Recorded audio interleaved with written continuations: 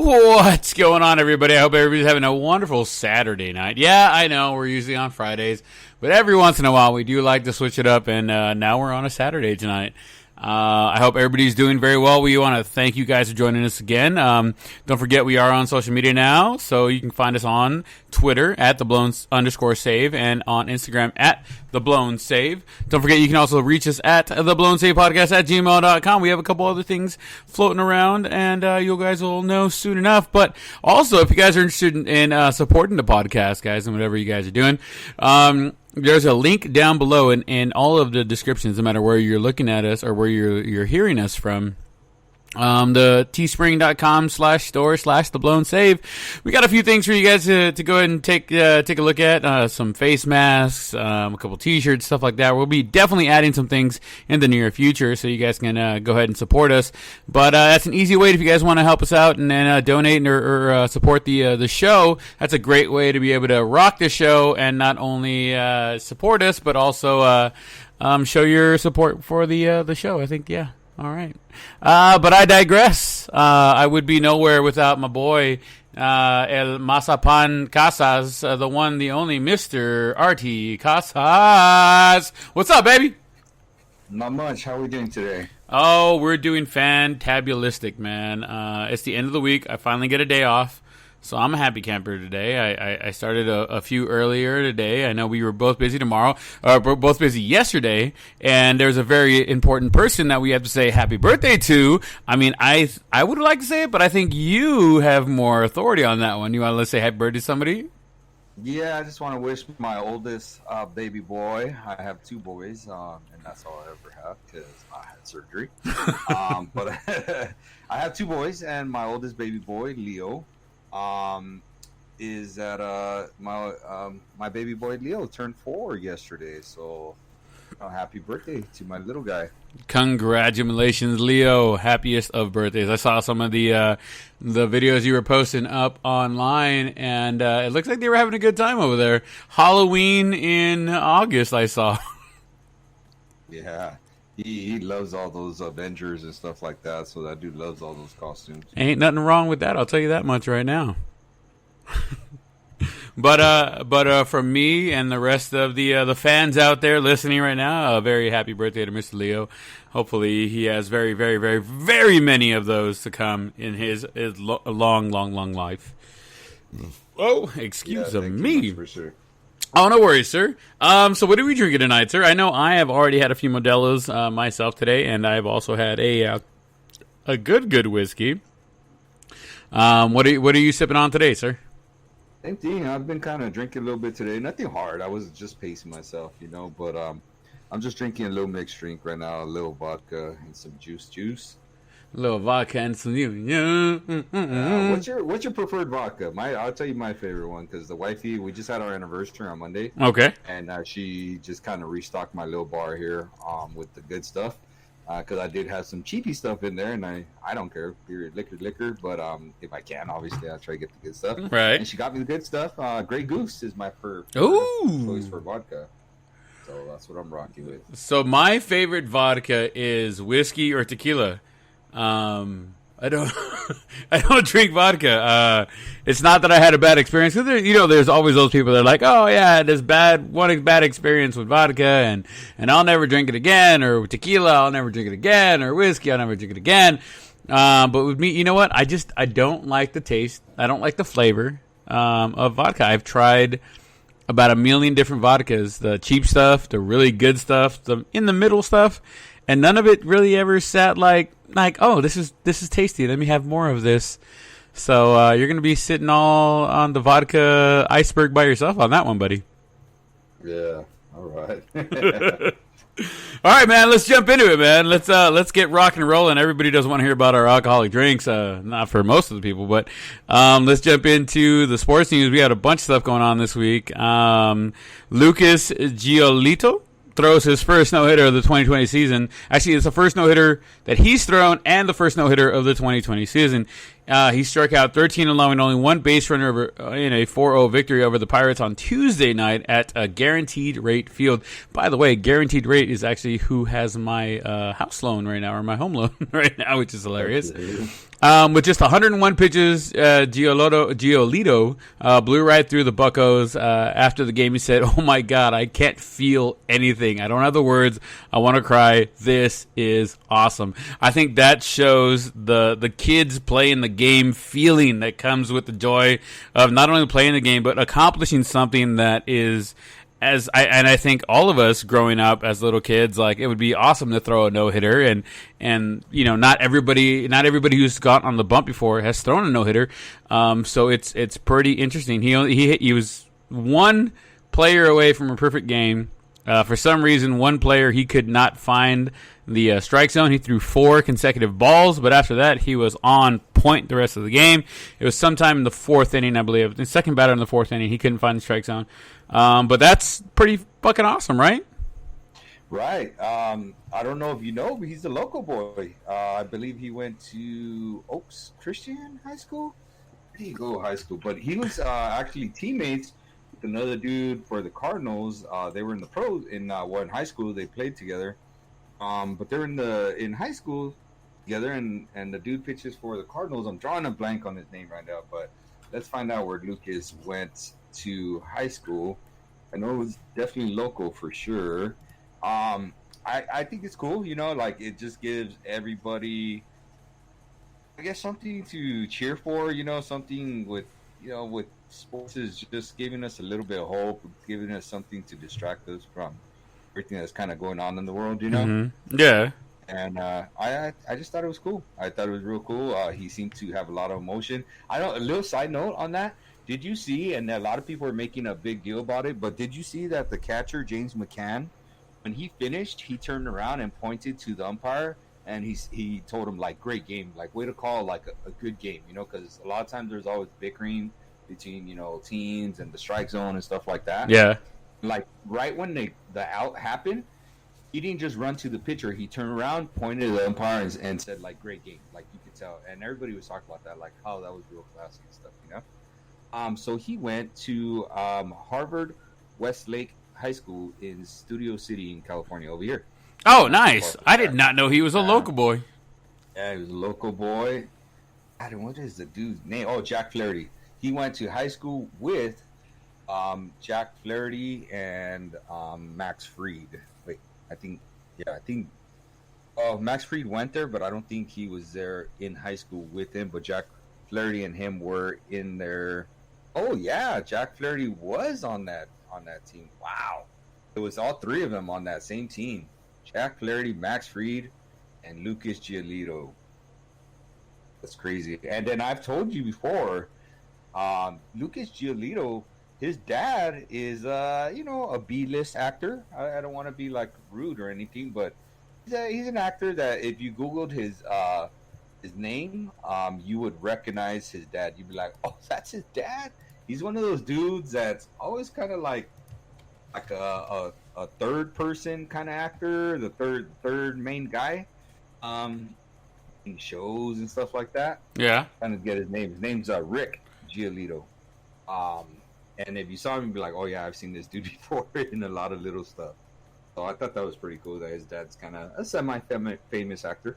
Right on. For those of you guys playing at home, he's been in a few things, usually mostly in the 80s and 90s for his most known things. Who's the Boss, As the World Turns, Living Dolls, Hunter, The Operation, AFBI, Jake and the Fat Man, for those of you guys back in the day who you guys even know who that is or what show that is, the OG Twin Peaks. So definitely I know who you're talking about, which is hilarious. I did not know that was his pop, so that's pretty cool to know. Yeah. Again, he's like, what would you call him? Like a B-list actor? Right? I would say, yeah, a supporting actor. Yeah, exactly. Right? He supports the supporting guy. He's like, hey, yeah, you know what I'm talking about. Yeah, because he's not. I wouldn't call him like a background actor, but he's like a supporting actor is probably the most accurate thing we could come up with, right? I'm good with that. It's a supporting actor. Yeah, so those were some things that were pretty cool, man. That was real cool about Jack Flaherty, his Jack Flaherty's mom, again the pitcher from the Cardinals, she was going like nuts for him. Like he posted what his mom was like watching on TV and supporting Lucas, and she was just going nuts, like, "Come on, we got this!" Like going nuts, like if it's her kid, right? And that, to me, that's awesome, dude. Like that is just awesome. But also, I don't know if you knew, Jack Flaherty is an adopted child. Like he was adopted because he was abandoned as a kid, I believe. But he's adopted, and his mom is like a big influence in his life. And I believe he comes from a mixed background where I think he's half black, half Mexican, or half white. So, so it's really interesting. That was three halves, bro. Which halves are is he? Oh no, he's half black and half white. I think. Oh, okay. I would have to kind of look it up, but yeah, man, good stuff. Hell yeah, man! Congratulations to Lucas Giolito on the first no-hitter of the 2010 season. And if the season ended today, he would be the only no-hitter of the 2020 season. A couple people have gotten close, but nobody's actually gotten through. There's been a lot of close ones this year for how little number of games have been played. There's actually been a lot of really close ones. Absolutely. So I know a few people. Who was it? Yu Darvish took it into the 8th, I believe. Hideki, not Matt. I was saying Matsui. Used to pitch for the Dodgers. Now pitches for somebody else. Kenta Maeda. Kenta Maeda took it into the 7th. So there, my phone's been blown up over the last like 2 weeks. There's a bunch of pitchers that have been getting really close. I agree. And it's really awesome to see with such a shortened season how many of these pitchers are stepping up and giving it their all. And just, you know what, sometimes you need that really good defensive play. Sometimes you really need that call from the catch, the umpire, like you said before. But it's really good to see the discipline and everything that's going on right now. How good the pitching's been over this shortened season, except for my Angels. But this pitching has been really good. You think anybody else throws a no-hitter this year? You know what? The way it's going right now and how it's going, I mean, there's got to be one more. There's got to be one more. Forget the postseason or whatever might happen then. But like for the regular season, man, it's cutting it short. What's the average of no hitters per season? Do you know what that is normally? If I had to guess, maybe 2 or 3. So I'm thinking if this might be the only one for the 2020 season. Then I think the over under on this one is 2. And what do you think? Over under 2 no hitters. I think the under, man. You're gonna stick with this, the one? Hey, Lucas Giolito is gonna go down with the only no hitter in MLB history for 2020. Yeah, we only got 3 weeks left. I think I saw somewhere that there was only 3 weeks left. Yeah, something really short. 3 or 4 weeks left. Something's it's getting there. That's the only reason. Yeah. You're absolutely right. But who knows, man? Something might pop off tomorrow, and you never know. Speaking of popping off, Aaron Judge has been placed on the injured list by the Yankees with a calf injury. As a calf injury, it's listed as a strain, I should say. The boy can't stay healthy, but the Yankees are still in the hunt. They're still up there, man. So is this really going to hurt the Yankees, or are they going to kind of let him hang out for a minute until the playoffs hit? Or what do you think? He's going to try and get back and keep pushing? Or what's your opinion on this one? You know what? The Yankees are probably the team that has, in terms of big name injuries, you know? Well, yeah. Him, Giancarlo. LeMahieu. LeMahieu went down, yeah. Right? Paxton. The dude Severino, who's done for the year. Britton. Chapman. You know, like, dude, there's just been so many dudes that have gotten hurt for the Yankees this year, like big name guys, you know. Yeah, and they're still there though, and they're still doing well. Yeah, it's really impressive. So Aaron Boone is to me gotta be a candidate for manager of the year, considering all the injuries he's had to deal with. I think Aaron Judge finds a way to come back. You know, my big thing, Brent, is like, I know this might sound cliche or whatever. Wait, but first off, you know this is serious, and you call me by my first name, bro. So I'm listening, all ears, bro. Fucking right here. Let's go. What you got? I just think when dudes have like big old bodies, like they're more prone to get hurt. Like there's just so many mechanics within them that I just feel like they're just more prone to getting hurt. That's why they always talk about like the big men and centers not really lasting anymore because they just always get hurt.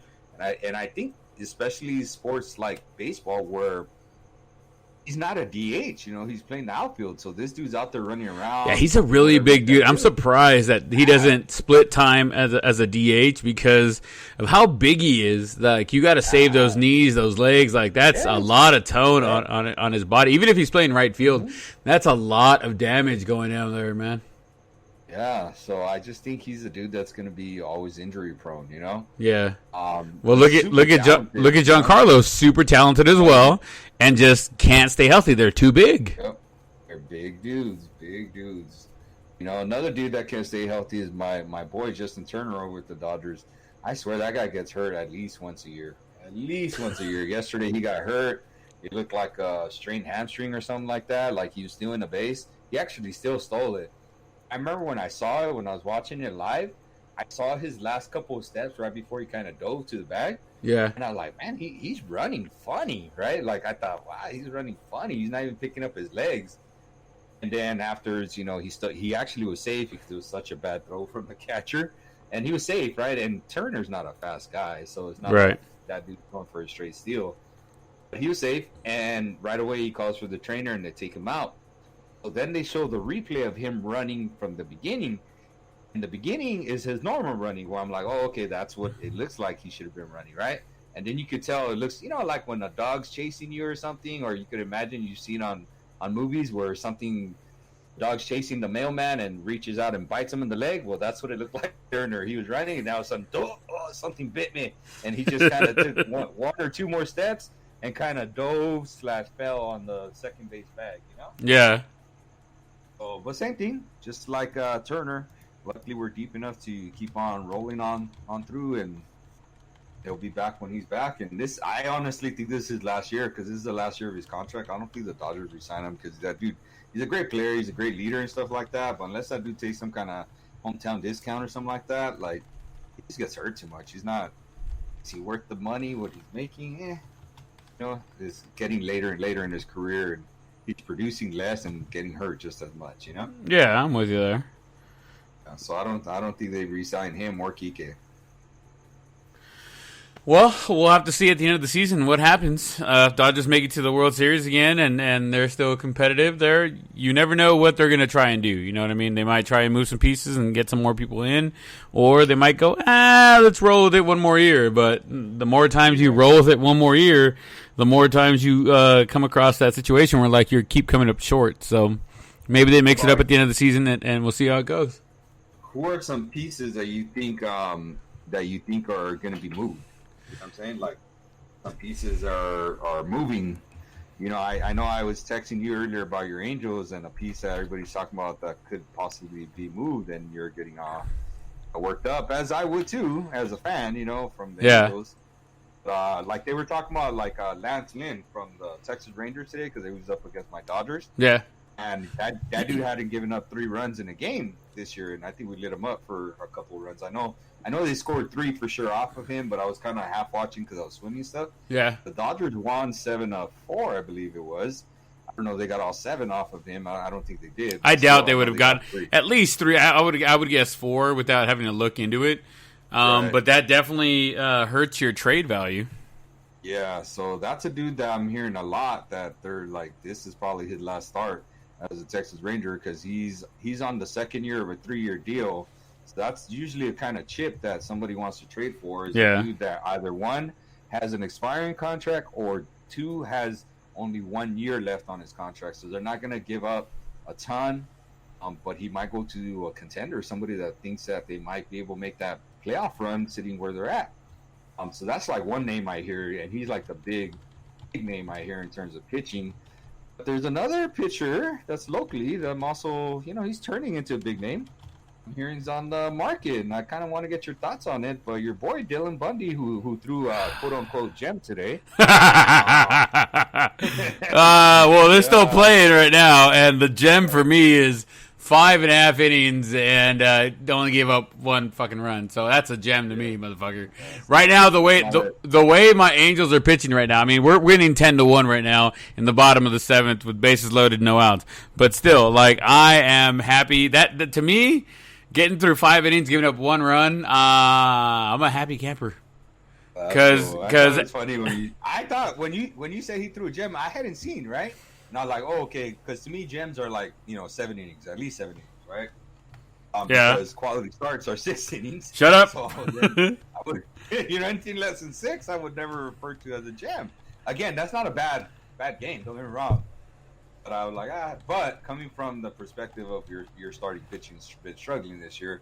Yeah, that's a pretty good start, That's. But what do you think about that, dude? What do you think about them possibly trading your dude, Dylan Bundy, like the only dude that's performing? I mean, he did well yesterday. He's done well the last 2 starts.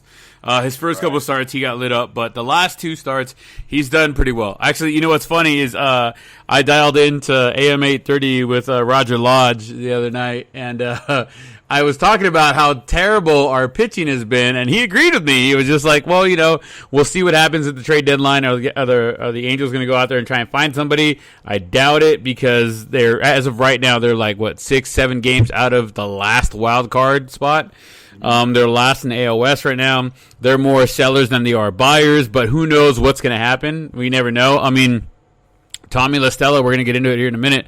Tommy Boy has been traded to the Mariners for a shortstop, which I don't understand why we're going to go get a shortstop who is subpar when we have Andrelton Simmons, the Simba himself, at shortstop right now, and he's not going anywhere for the next few years. So are they going to try and shop him around? Like, why would you decimate the infield like that? But who knows I don't know what Artie's doing. I don't know what, I was going to say Dipoto, but I don't know what our GM's going to do. I don't know what's going to happen there, but I do know that myself and Mr. Roger Lodge both agreed that if the Angels don't do something about this pitching in the next year, we're definitely, and I know you've said it plenty of times, but we're wasting Mike Trout and his greatness by not getting him pitching around there. We could have all the batting that we want. We can get an average of 5 runs a game, but if our pitching is giving up 7 to 8 runs a game, it doesn't matter if our hitting is getting 5. Like, if you're getting 5 runs a game, you should be basically. Oh shit! Hold on, timeout. Mike Trout just hit a 3-run home run right now, so he's at 12 home runs for the season. Congratulations, Mike Trout. We're winning the Mariners. Yay, 14-1. Do it when it fucking matters, goddammit. But anyways. Like I was saying, let's see what's going to happen when we need pitching, and anybody who says that we don't need pitching, the hitting is going to get us far enough, and yada yada yada. Like, no, dude, like, we need pitching. If you don't get pitching, you're not going to do anything in the big leagues. I'm sorry, but it's not going to happen, man. Yeah, but looking at Andrew Heaney, he had a hell of a start yesterday. He had 10 strikeouts. Yeah. My only problem is I'm looking at his stats here. That's his first quality start of the year, man. So, he's like my quality starts or your quality starts? Because he's had 2 my quality starts. MLB quality starts. MLB quality starts are 3 runs or less for 6 innings, and he has not gone 6 innings besides yesterday. Not even one time this year. Besides that game. Yeah, whatever. So, but again, I like that guy. He's just. Oh man, I don't know what's going on here. Hey, and the Angels need to save some of the damn runs for tomorrow, dude. Because they need to just home runs when you're up by 11-1. Like, that's not impressive. Yeah, no, we need to just go ahead and hey man, throw them right down the middle. We're not going to swing. Call it a day. Let's go. It's 7 innings. That's a regular season game in a doubleheader right now. So let's go. So what's the thought process with Bundy though? I don't want to get rid of him, man. Like, you don't get rid of a prize piece that way. He's been pitching really well. Let him keep playing out this year. Give him some more money next year. Keep him in the rotation. Obviously, we're not going to have Ohtani. Ohtani's been practicing in the outfield like he did for when he was in Nippon. So maybe they're looking at transitioning him from a pitcher to the outfield, or maybe he's starting to think maybe I just come in, relief 1-2 innings, and that's it. But I don't think he's ever going to be a starting pitcher again, unfortunately. So much opportunity and so much promise there that just never. I don't think it's going to pan out. I don't want to say never, but I don't think it's going to pan out. But I don't think they get rid of Bundy. I honestly don't think tomorrow morning, by the end of tomorrow night. Tomorrow will be, or not tomorrow night, but Monday. I think by the end of Monday, I don't think they get rid of Bundy. I think they're going to build off of Bundy. Bundy, Heaney. I think Bundy's our ace next year. Heaney's number 2, and then they come after that. I mean, that's what I'm looking at, or vice versa. Heaney and then Bundy. So I'm looking at on his contract here because I didn't know much about his contract. I just know how he's been having a pretty good year and stuff like that. So he's on the last year of a contract. I'm not sure quite what it is, but he's getting paid $5 million this year, and it looks like he's arbitration year 3 contract next year for the Angels. And then it says UFA. What's UFA stand for? Undrafted free agent. Oh, unrestricted free agent. Unrestricted.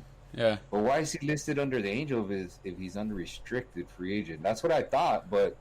If he's unrestricted, why would he be under the Angels? So it makes me. I can't tell what it is. I don't know, man. So knowing that, I would listen to see what they offered. You know what they offered the Angels. I don't know what you're gonna get. Arbitration 3, man. That means you could get that dude for pretty cheap, but. You're gonna have to pay him for basically what he just did this past year and only, 2 months. And so you have cashing out. He's gonna cash out because look, he's the best pitcher on the Angel staff right now, hands down. You can't make an argument for anybody else. You really cannot. You're going to pay him for what he did this year, and hopefully he carries that over into a full season next year. Right, that's a worry right there. Yeah, that's a worry. I mean, but if he's your only good pitcher right now, other than Heaney, I mean, that's what you got. You have to go that route and try and go for it. Why give away somebody who you can get at a discount, and then try and go and buy somebody or try and bring up the new draft picks or whatever? Those guys are going to take 2-3 years before they get up here. We need guys right now who can pitch. And I know they went all in with the boy in New York right now, but it didn't pan out that way. We got another solid third baseman, which is cool. We finally got a lockdown third baseman. We got a lockdown shortstop. We got a lockdown second baseman now with not Tommy LaStella. We just came out with what's his name? David Fletcher. Yeah, he's basically a first ballot All-Star this year. Even though he got snubbed a little bit, but he's been fucking rocking and rolling. So we basically got that infield set up. You either pay those guys, let them be fucking we need fucking pitching. Above all else, I think the Angels need pitching, and they need to stop thinking about everything else and go get some pitching. I don't know, dude. I worry a little bit about Dylan Bundy. It's really only months worth of a season that we've seen from him, because I was looking at when their start date was the 24th. So that's literally a month. So maybe he just had a hot month. I'm not saying trade him. I'm saying, if someone made me an offer I couldn't refuse, I'm taking it. If somebody made me a pretty damn good offer, I would take it. If somebody made me an offer, no, I won't take it. Does that make sense? There are levels. I mean, yeah, so, no. If they give you an A offer, take it. If they give you a solid B, take it. But if they give you a B minus, C plus, I'll pass. Yeah, I think it's got to be a solid A offer for them to be able to say, all right, cool, we're going to give up the one dude who's been doing well for us. It's just one of those things where you can't trade your centerpiece of your pitching right now, especially when you don't have anybody else to pitch. I mean, the blow pen is just that, the blow pen. If you do that, you have to make sure that if you decide to not trade him, it's good. It tells him that you want him and that you're serious about the future. Yeah. But I also think that if you do that, you're making that decision, okay, we're not going to trade him. I think you got to, before arbitration hits, I think you got to sign that dude to a multi-year deal. Something like, I don't know, maybe a 4-year deal. How old is he? I don't know how old he is. You know how old he is? I would say 3 years with the 4th year option, with a heavy on the performance bonus kind of thing. I mean, they don't do that much, though. I mean, they're starting to. In baseball, I haven't seen in baseball very often. Got dudes that at his caliber. I see it a lot. In football, right? Yeah. Football's where they do that left and right. But in baseball, I could be wrong, but I don't remember seeing it very often. But I don't know. I could be wrong. And then Bundy, how old are you, big guy? How old are you? He is 27 years old. So yeah, for sure, I'd definitely give him like a 4-year contract with a 5-year team option or something like that, because that throw him into his 30s, so he's in his prime right now. So usually I personally believe your prime age at the pro level is 27, so you're gonna really 27, 28, 29, those are gonna be like your really, really, really good years. So if I were the Angels and I don't want to trade him, I'm gonna make him like a 4-year offer with the option, team option for a 5th, something like that. So that's what I would go for. But again, I'd be willing to listen. Everybody's got to listen. They've been listening to talks about Mike Trout before they gave him that big old contract forever. But they just listened. They weren't dumb enough to go and pull that trigger. Yeah. They're just certain pieces that aren't going anywhere. But right, I agree. But it's just one of those things where it's like, we'll have to wait and see what they do with Dylan. But I hope he doesn't go anywhere. I hope he stays in SoCal for at least a few more years. We'll have to wait and see what happens this offseason. We'll have to wait and see what happens on Monday. So everybody hold your breath and let's see what's going on. Any other big trade things that you've heard about? He was one of the biggest names, and Lance Lynn were the biggest ones I've heard. It's just so hard to dictate because of the shortedness of the year and that type of thing, like it's hard to dictate. It's just, I don't think normally, like, all these trades have been kind of leading up, right? Like to the trade deadline, but because it's come on us so fast, like it just feels like the season just started and now the trade deadline's here and then the postseason's around the corner. It's like, wow, like, I don't know, dude. They were talking about it on TV the other day, and I was hearing how, man, you really scout the minor leaguers, so you don't even know if these dudes are like where they're at. You're just gonna have to go based on what you have documented on them from the year before. So it makes it hard to really wheel and deal your minor leaguers. Like how you were talking about, like a dude, me and you both agree that they should trade. I mean, for somebody big, not just get rid of them, but your dude that you said hit 2 home runs today, Adele, right? Yeah. Like that's a dude that me and you both agree. Like, dude, let's trade that dude and get like, I mean, I don't know who would be available. That I guess a Lance Lynn. I don't know. You would want a Lance Lynn on your team, but not with like 1 year left. You want something a little bit more. Yeah, you need to go talk to him and be like, yo, dude, we're gonna go trade for you, but we need you here for a couple more years. Yeah, it's like one of those what do they call them, sign and trade, or sign and trade. Yeah, type of deals, something like that. But no, man, I haven't heard any other big trade rumors. I mean, I'll look it up right now. Meanwhile, we get into the next little segment, though. All right. Moving on to this other little bubble news. MLB discussing an ALNL postseason bubble in California and Texas. MLB is currently discussing holding the playoffs at a controlled site, according to Ken Rosenthal of The Athletic. In the current proposal, the American League could have games in Southern California, while the National League would have games in Texas, leaving the World Series to be played at a neutral site at the Texas Rangers' new park. Neutral sites could help prevent any cancellations that would greatly alter the playoffs. So if you're talking about Southern California, you're looking at the Angel Stadium, you're looking at Dodger Stadium, and you're looking at San Diego Padres. If you're talking about Texas, you're looking at Texas Ranger Stadium. You're talking at the Houston Astros Stadium. That's pretty much what you're looking at there. So I think because they're talking about if the World Series would be played at the new stadium in Texas, I would guess that Houston would be the place where they would play the National League playoffs. As far as the American League playoffs, I would say if you're going to be in American League, play in American League Park. I would play in Southern California. I'd play at Angel Stadium. But if they go all of California, we do have Oakland up on top and the Giants up there as well. But like they're saying Southern California. I think American League, you stay with the Angels. So we might be seeing the American League postseason playing at Angel Stadium. So we'll just have to wait and see what's going on there. What do you think about the MLB discussing the ALNL postseason bubbles in California and Texas, Artie? So the California makes sense because Dodger Stadium and Angel Stadium, they had to be like one of the closest stadiums to each other, wouldn't you think? Like from all of Major League Baseball, I would dare say they're probably the closest ones. Well, they're saying the NL postseason would be in Texas.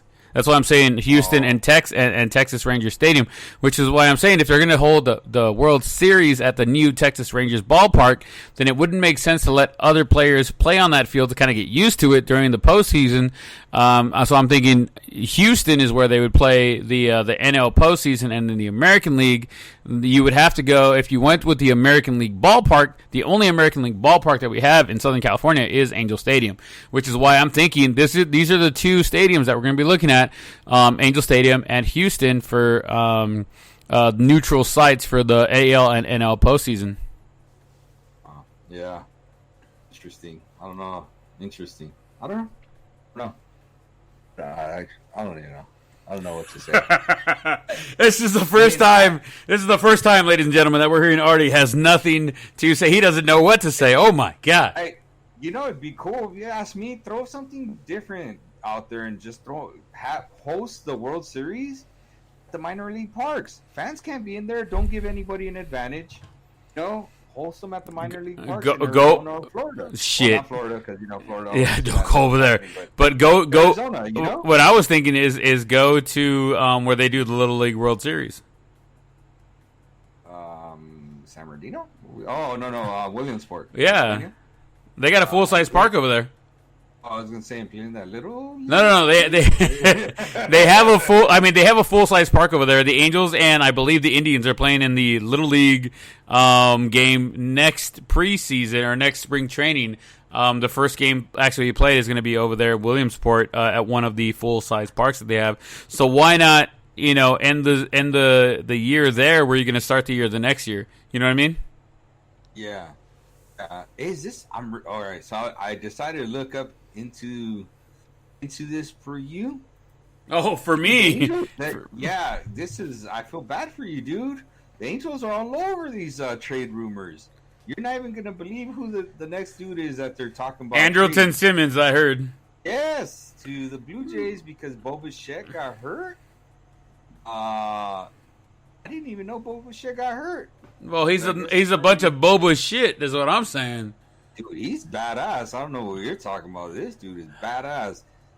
But who would they trade over for Andrelton? Yeah, that's what I'm saying. They got too many young guys over there. I would say trade the new shortstop that they got from the Mariners or whatever, and trade that over to the Blue Jays and get some minor leaguer or a relief pitcher. Man, fuck. Yeah. Yeah, man. I don't know. I didn't know Bo got hurt because he was on fire for a minute there. He was just ridiculous. But yeah, your boy Simmons is in there. The Padres acquired Trevor Rosenthal, like a reliever, but they were hurting at closer because Kirby Yates got hurt. So like that makes sense. So it's gonna be a lot of stuff that like, oh well, that makes sense to go for that. They're talking about the White Sox going after a starter.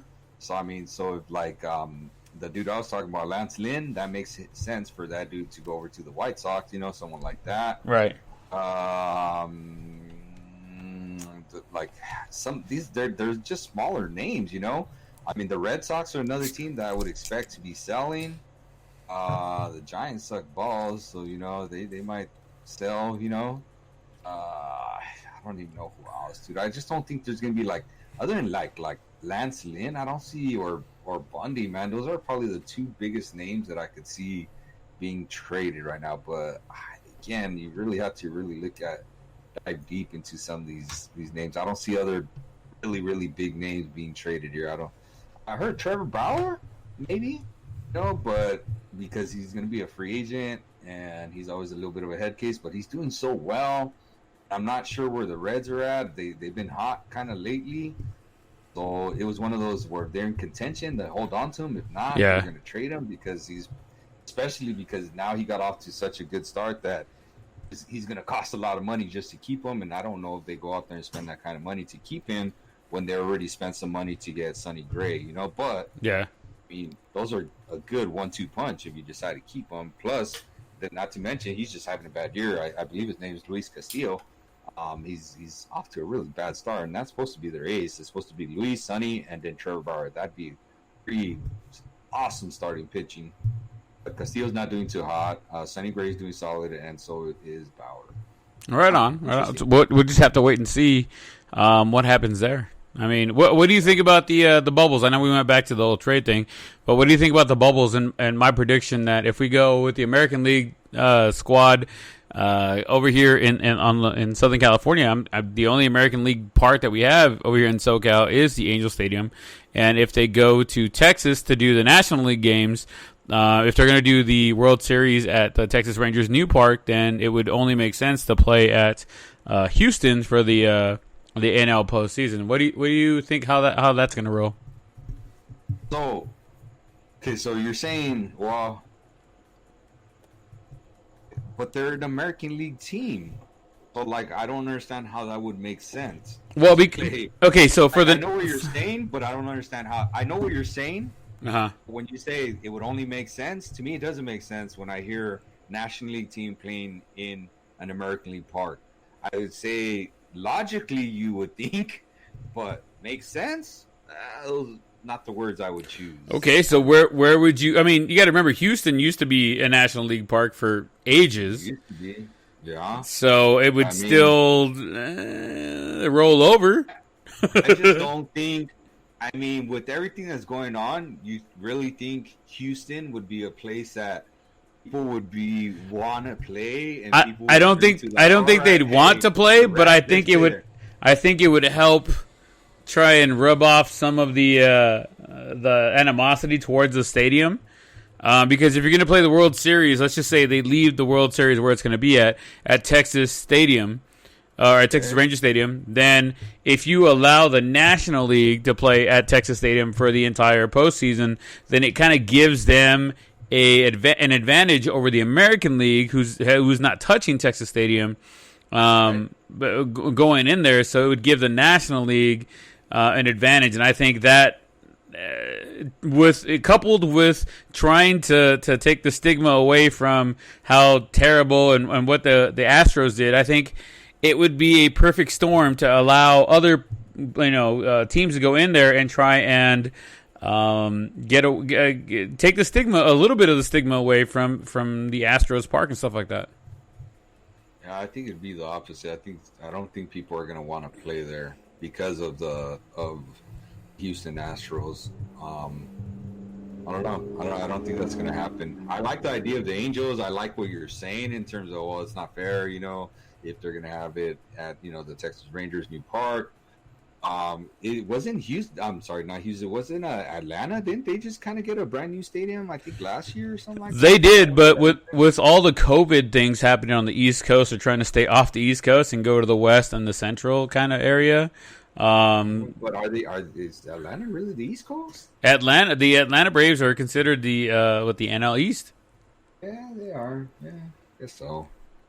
I think East, and I think more of like Florida. I mean, bro, Atlanta, Georgia is as east as you're gonna get for Georgia. Yeah. I mean, Atlanta, you could be on the fucking the river, or not the river, but the Atlantic Ocean if you want.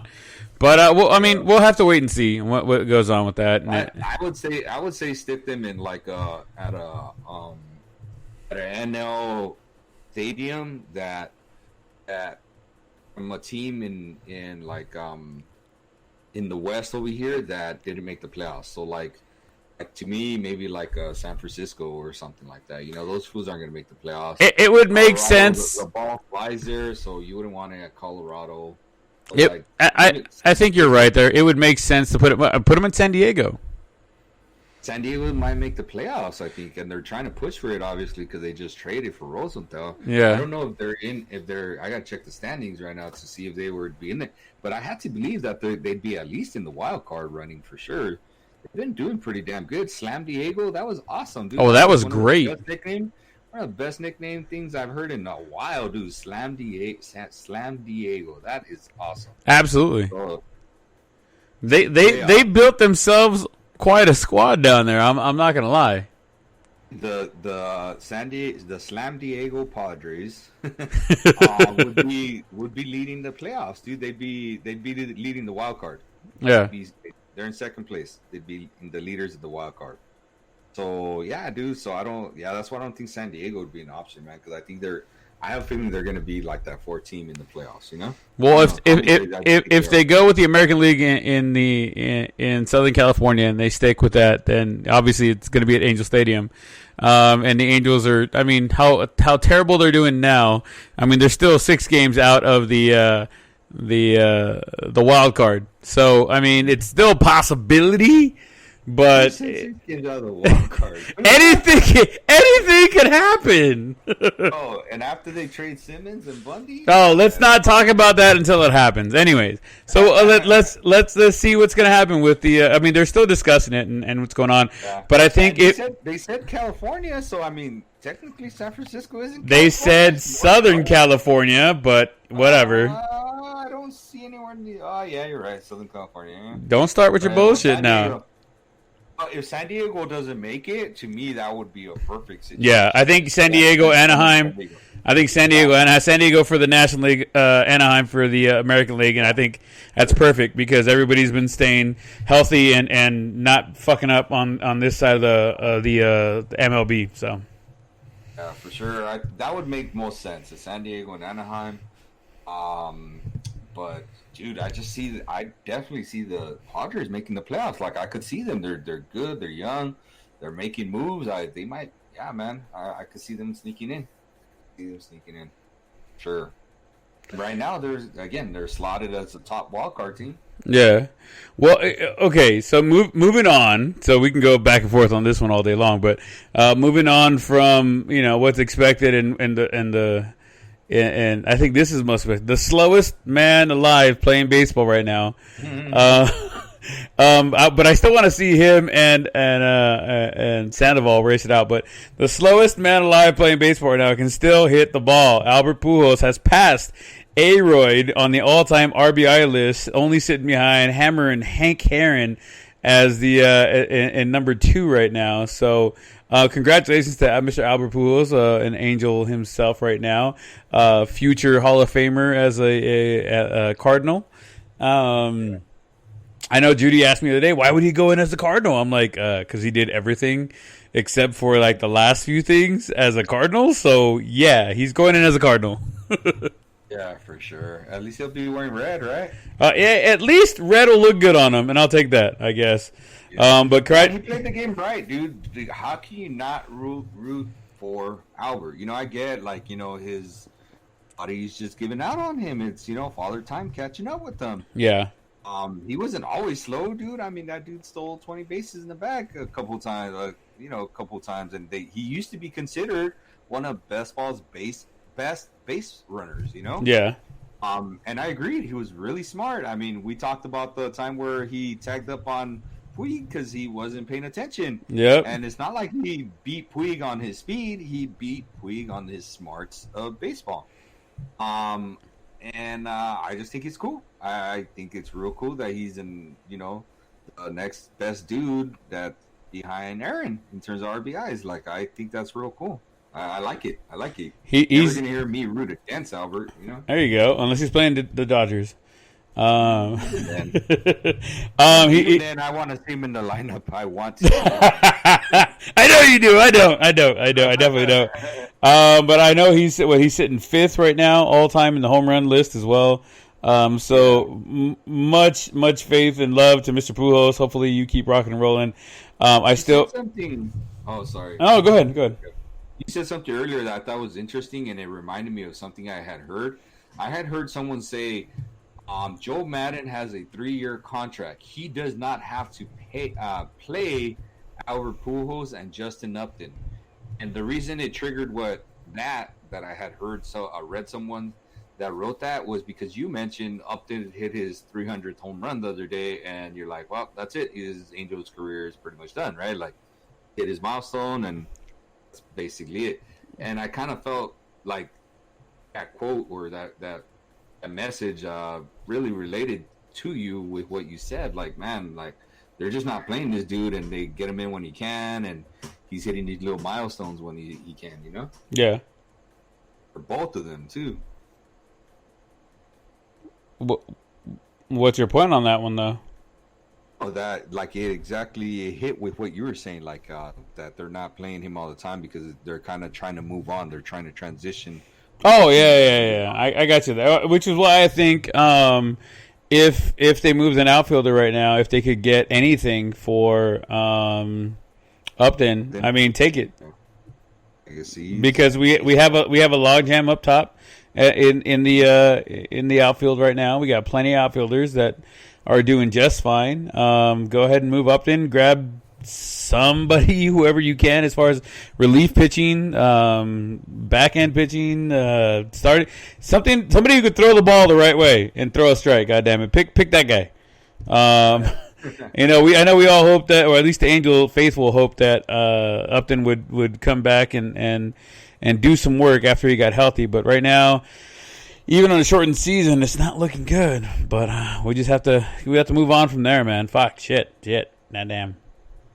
Yeah, he was a dude that a lot of people were taking as a comeback player because he's a every other year kind of dude, you know? Yeah. Speaking of outfielders, it used to be Angel outfielders. Diamondbacks right fielder Cole Cahoun uses the old header play when he was dead to rights on the base path during a rundown. He was promptly called out, although the announcers did mention there was no foul play, quote unquote, on that one. I don't know if you got a chance to see the play. He kind of stuck his head out there, and the ball ricocheted off his helmet, and he got to second base, and he was like, "What happened?" I don't know what happened.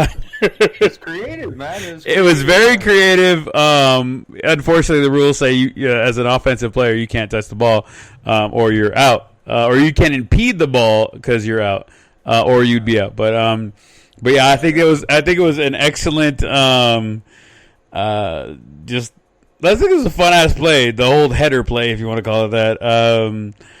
With Cole doing that, I mean, what do you think about that, man?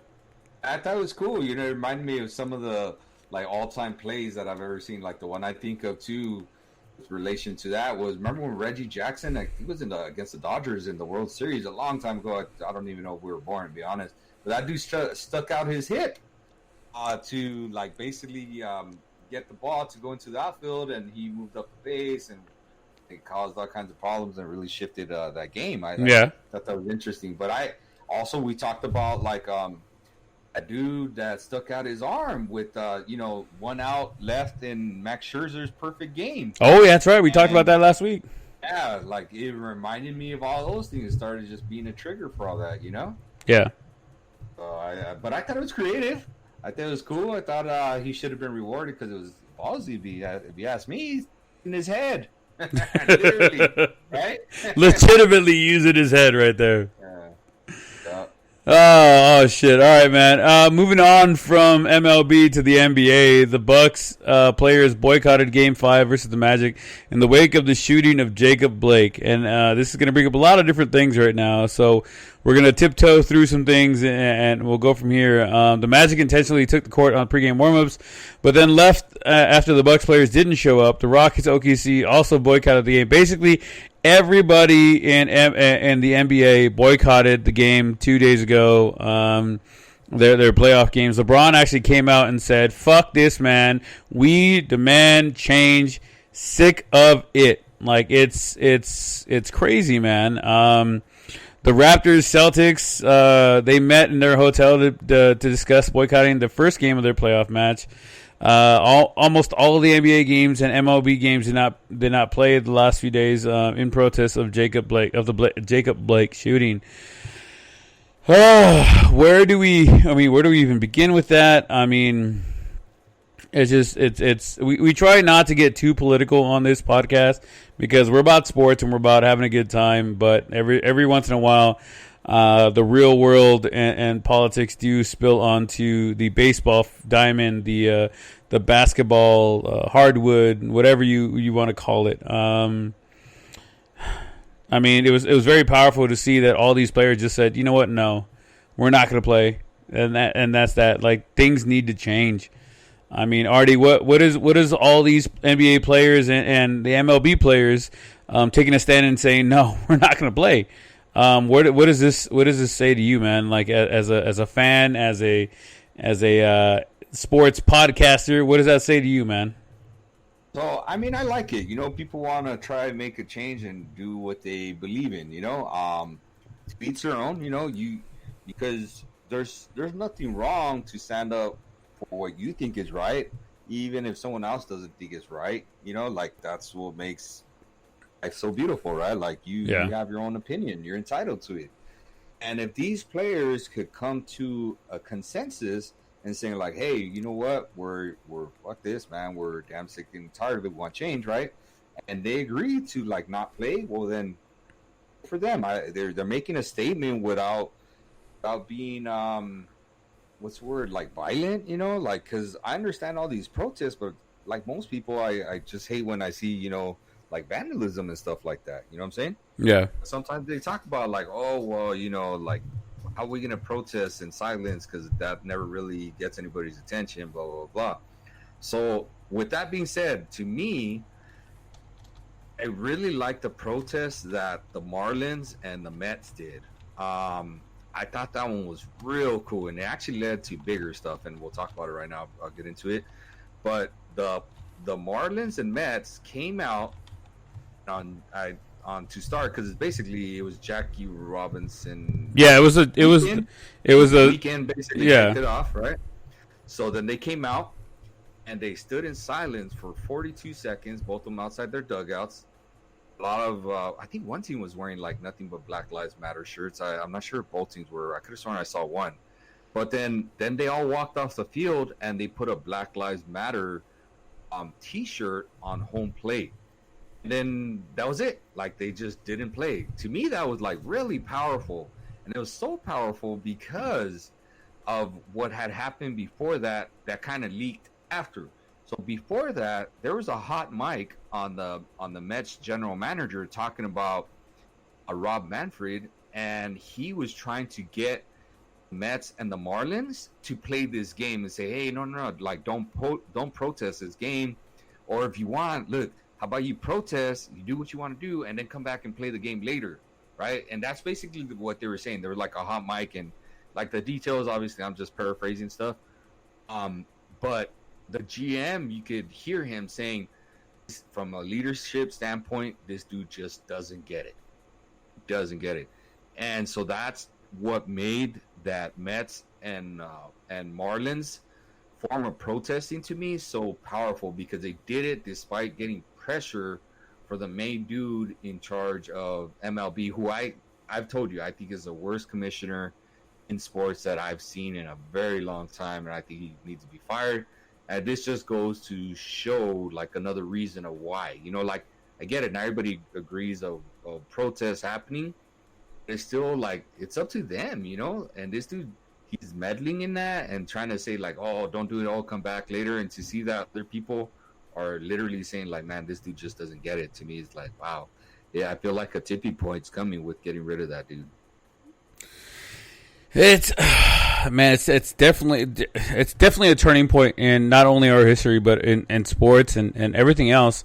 Many times in our history have we seen people stand up for inequality and things that are not good in this world, and it's been very rare that so many players in professional sports, not just baseball, NBA, even football, is talking about not playing or boycotting some of the games because of this.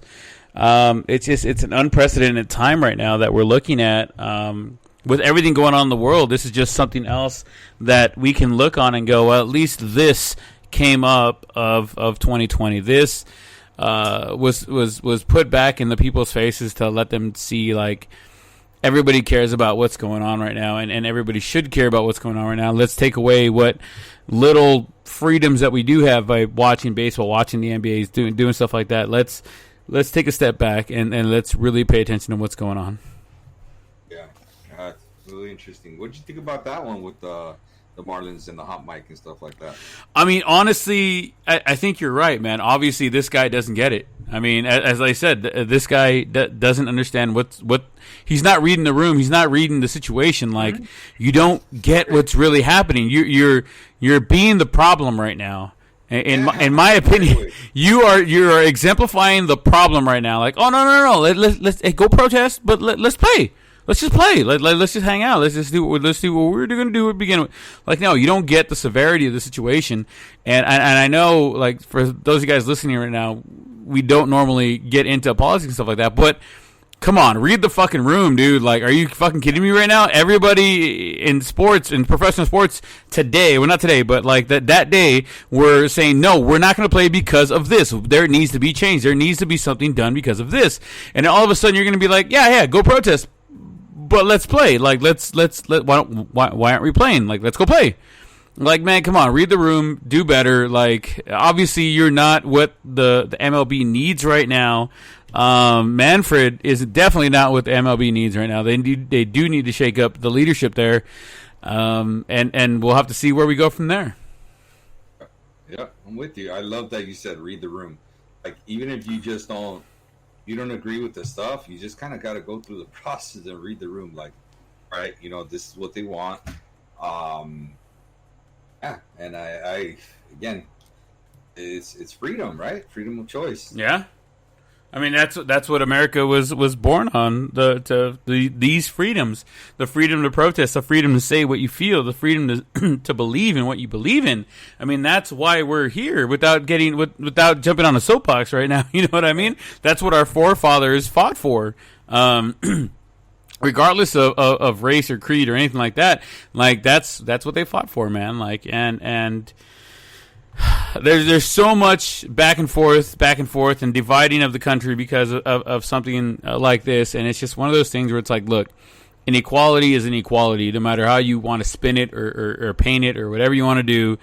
Everyone should have the equal opportunity to do good things, and when you take that away from somebody, you are now being oppressive. When you take that away from somebody who's being, just because of their race or creed or whatever it might be, racial preference or whatever, or religious preference, I should say, then you are now becoming what's wrong in the world. And shit, man, like, I don't know what else to say about it, man, at this point. Oh, you're good. All right. Moving on from that heaviness, Giannis has won Defensive Player of the Year and likely the 2020 MVP, cementing his place among NBA greats. Only 4 other players have ever won Defensive Player of the Year and an MVP. Michael Jordan, Hakeem Olajuwon, David Robinson, Kevin Garnett, and now quite possibly Giannis Antetokounmpo. Hopefully I said that right.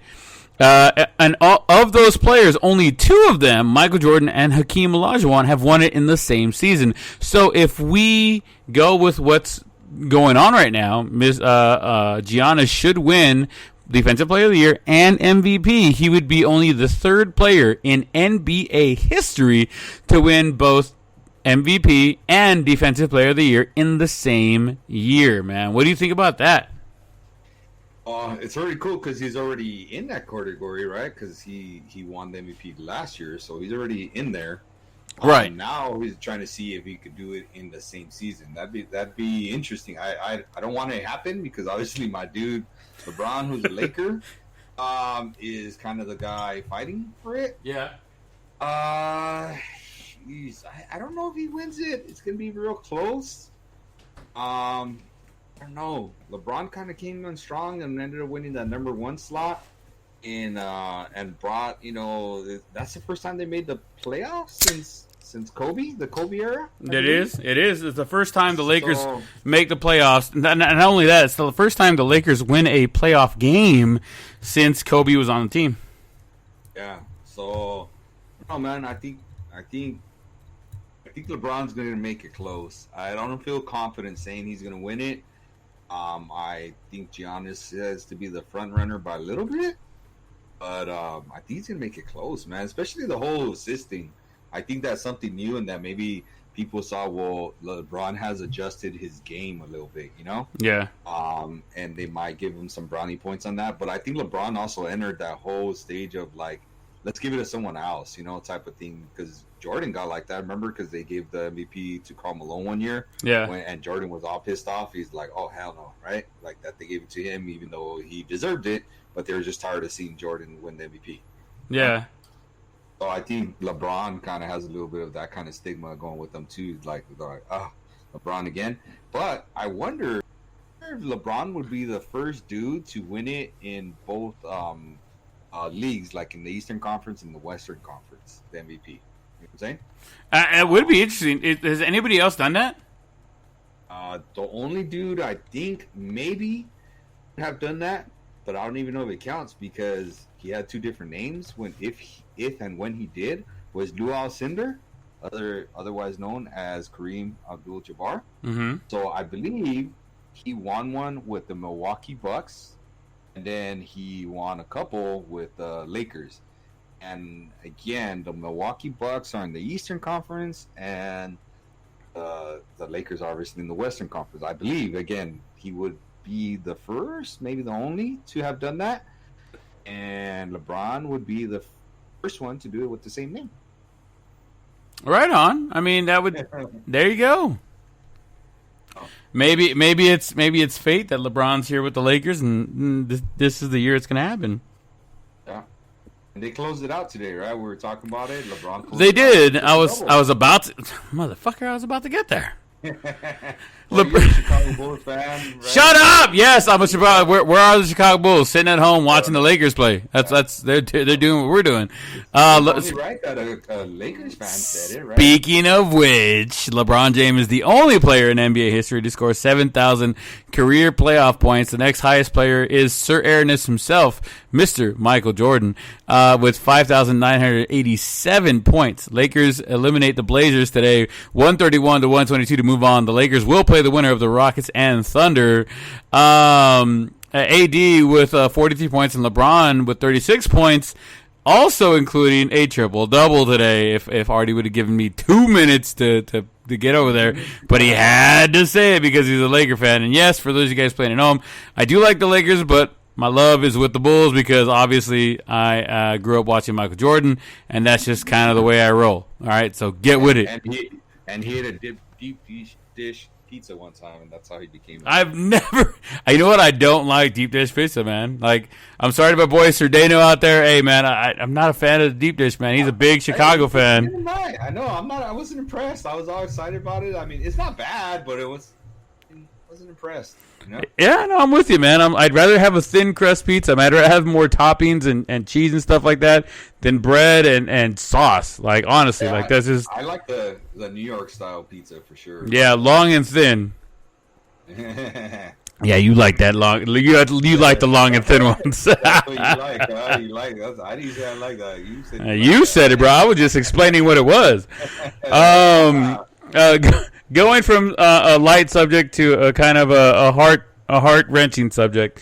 Mr. Chadwick Boseman did pass away yesterday at 43 from cancer. For those of you guys playing at home, Chadwick Boseman, you guys might recognize him for one of two recent movies, one being The Black Panther, Wakanda Forever, and the other being for his role as Jackie Robinson in the movie 42. He will be remembered, I think, for many more of his on-screen things and the many things that he did off the field with the Jackie Robinson Foundation. But I think he has definitely solidified himself as a man. I can't even talk right now.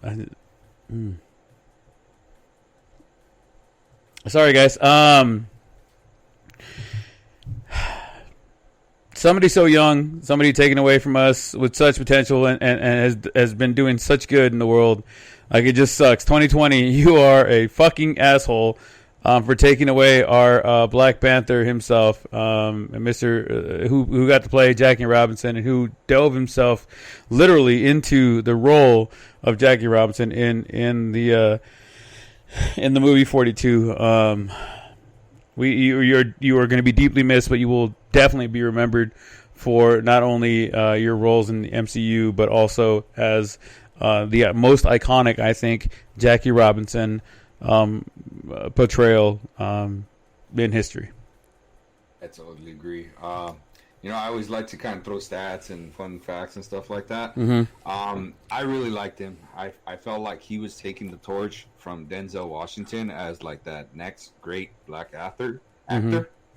I really do. And what's cool is a lot of people don't know, but I believe I'm not quite. Again, I'm just kind of abbreviating, paraphrasing it.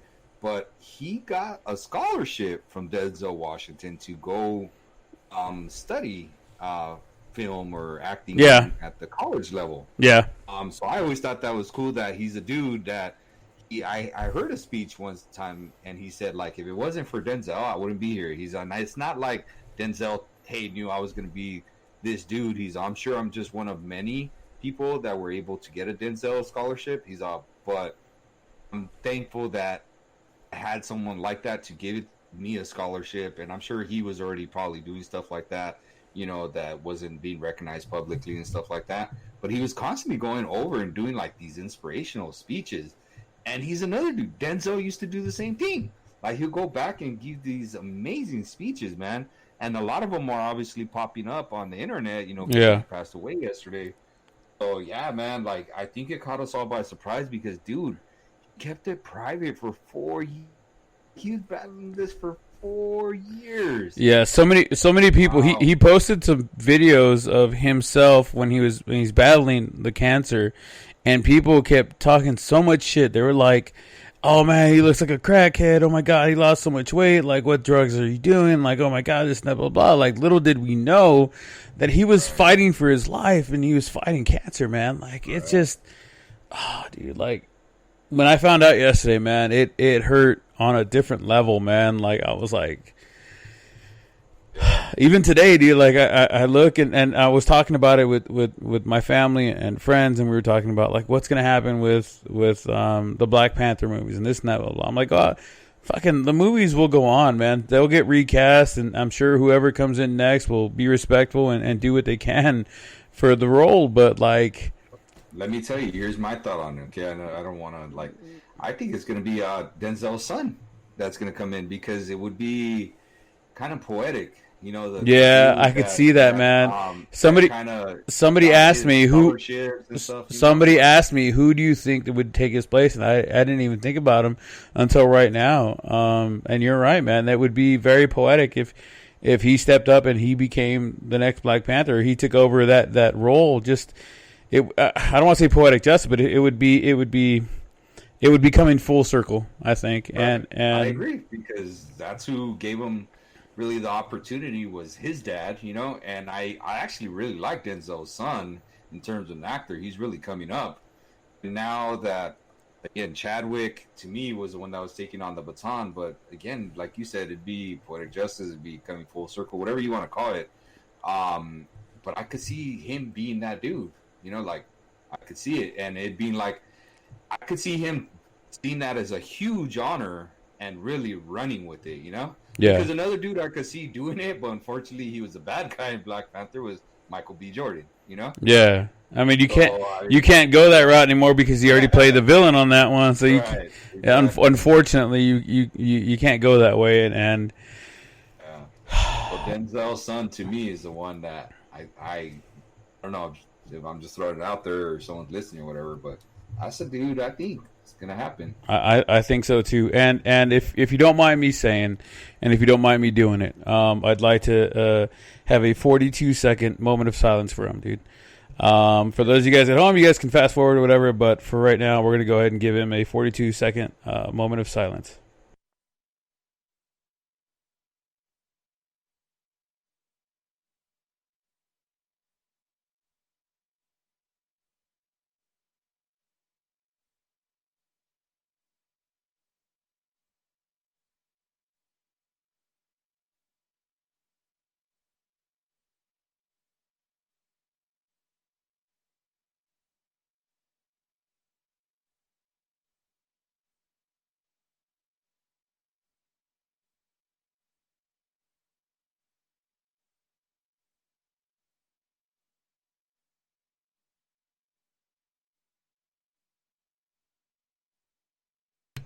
Thank you, Mr. Chadwick Boseman, for bringing Mr. Jackie Robinson to life for so many young African American and just so many young future stars out there to life, and for all the nerds out there, to thank you for bringing the Black Panther to life as well. You will truly be missed, and hopefully that we are able to honor your life and your legacy for many generations to come.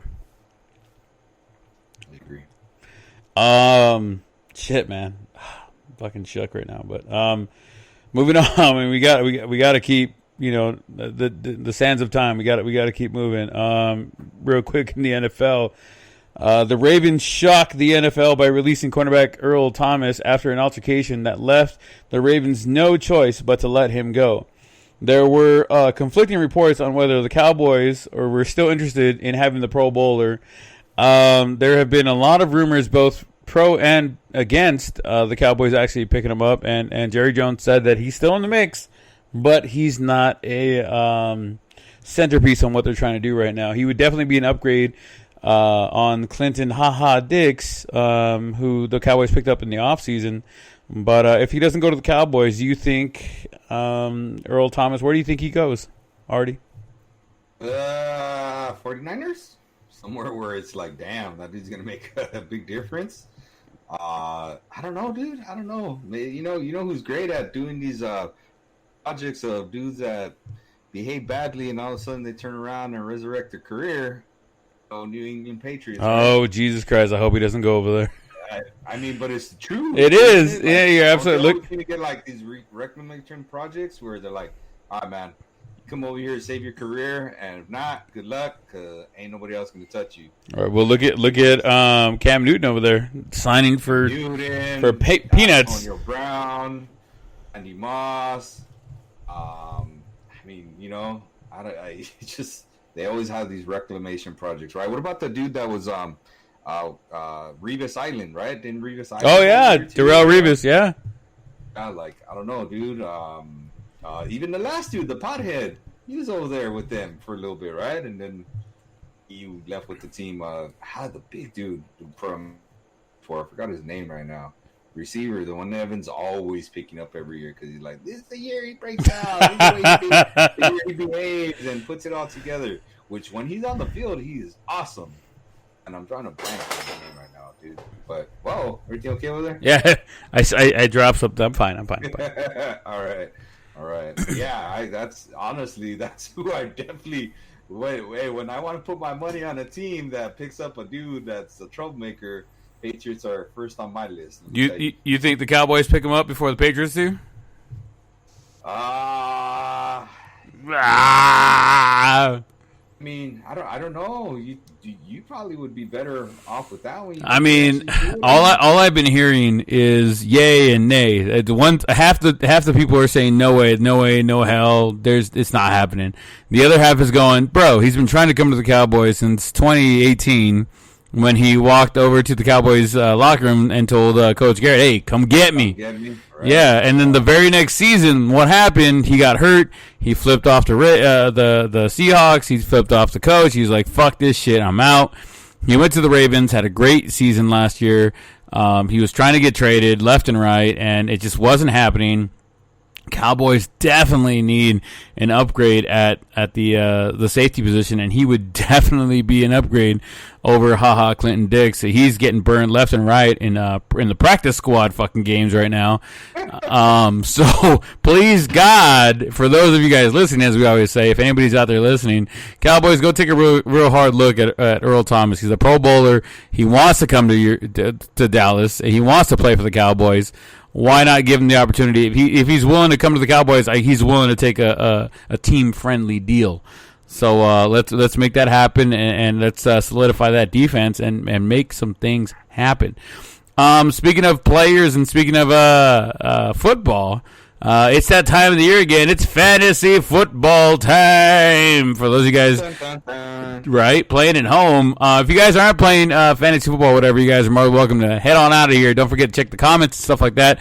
for our new merchandise store. We have a couple things there you guys can check out. Some neck gaiters, some mugs, some face masks, stuff like that you guys can go ahead and grab. For the rest of you guys who want to listen to some fantasy football stuff, it's coming up right now. So, Artie, top picks for the NFL draft right now. Top 5 picks.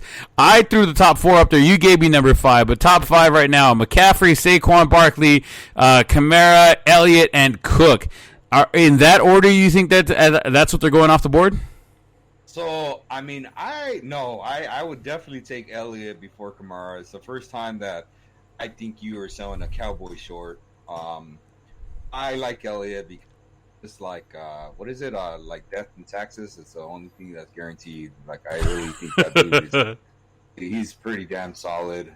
Even on a bad year or a slow year like last year with all the BS that happened with him, he still was a solid running back, and I'll take solid production. Yeah, he might not have finished in the top 5 or whatever because other dudes had better years and stuff like that. Like Cook below him, right? Probably had a better year.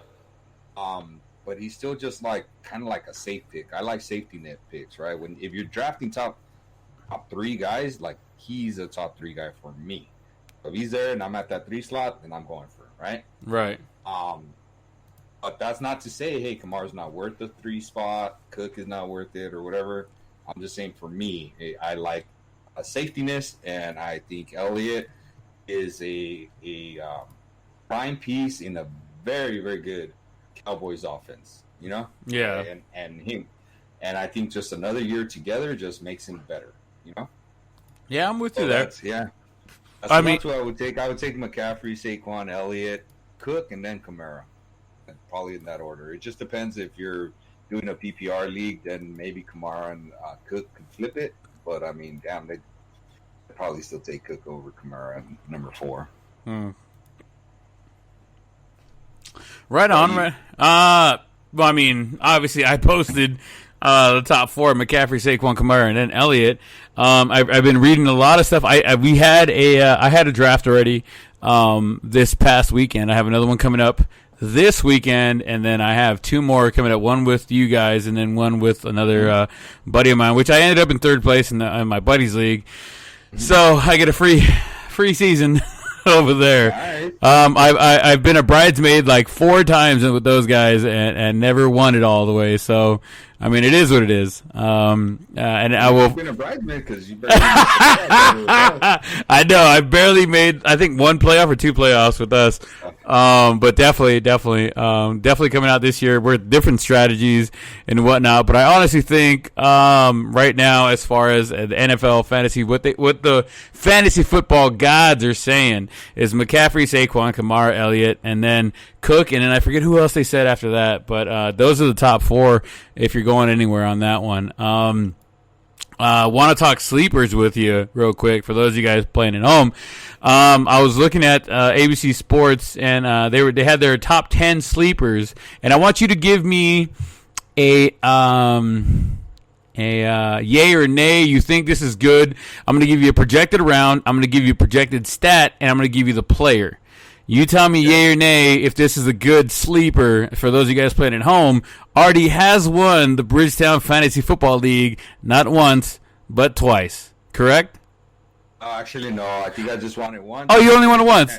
Okay, but you were the championship. There you go. So he kind of knows what he's talking about, but take it with a grain of salt if you guys would like to. But here's what we're gonna rock and roll. The number one sleeper right now. We got projected between rounds 9 and 10. Projected stats. It's a quarterback. 3,550 yards, 30 touchdowns, 15 interceptions. Quarterback name is Mr. Ryan Tannehill for the Titans. Do you think he is a sleeper this year, coming into the 9th, 10th round? I would say nay, and I'll give you a sleeper instead of someone that you maybe want to target. Give it to me. I would target, and you're not going to like it. He's a giant. Daniel Jones from the Giants. You think Daniel Jones goes that low? I think he goes lower, dude. I got him really low. I got him as my number 2 quarterback in one league, but I think he's a dude that, is a dual threat with running and passing. Mm-hmm. I think he's got a couple years. He's got that kind of magic number of I believe it's the 3rd year him playing in the NFL. It always kind of seems to be the year where it all kind of clicks. Some of these quarterbacks aren't like stars or superstars, right? Like the Patrick Mahomes of the world and stuff. You're right. Year number 3 always seems to kind of be that year for these quarterbacks, and he kind of fits the criteria. You know, if you get a healthy Saquon Barkley, and he needs some receivers to break out. I'm not gonna lie, because there is not like any star receiver, but I guess the tight end that they have over there is pretty damn good. But that dude needs to stay healthy, right? He's a dude that I think he's gonna hit like. Going to pass maybe for 30 TDs and run for 5-ish.